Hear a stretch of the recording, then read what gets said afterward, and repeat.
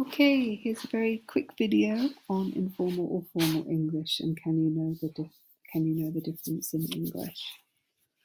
So let's move on to the first point. So hint number one: P's and Q's.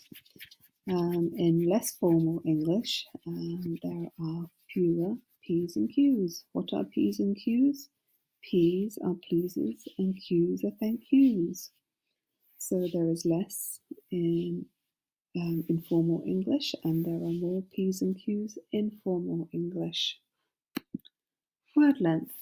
In the history of English, English has borrowed words from many different languages. In the early part of our history, the Saxon words are very short, for example, free and ask.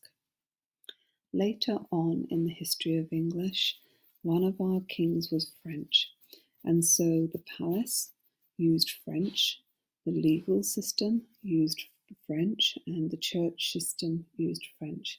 And of course, for very special occasions, Latin was used a lot as well. So French and Latin-based words tend to be more elegant, and they tend to be longer. For example, available, which means the same as free, or instead of ask, we can say request. Hint number three is sentence length. In less formal English, the sentences are often shorter, especially for everyday expressions. Yes, that suits me. Whereas if I'm being polite and more formal, I would say, yes, that time is convenient for me. Hint number four, hesitancy. So we can be more direct with the person that we're talking to when we're being less formal. We can say, are you free tonight? Or just simply, free tonight?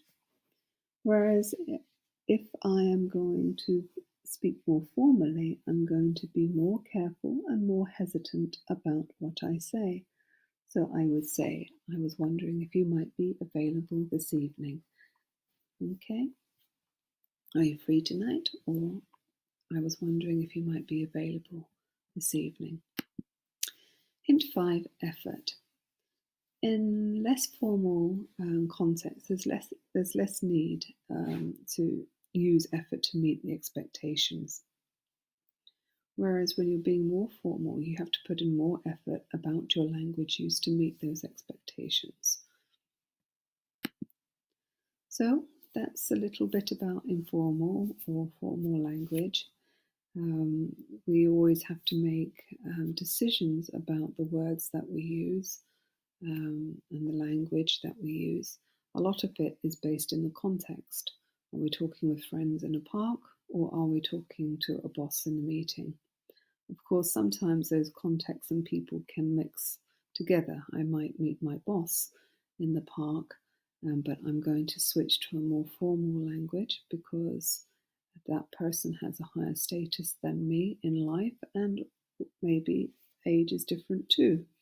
So look at who you're speaking to and look at the context that you're speaking within and make your language choice. Okay, that's all from me. Thank you for listening.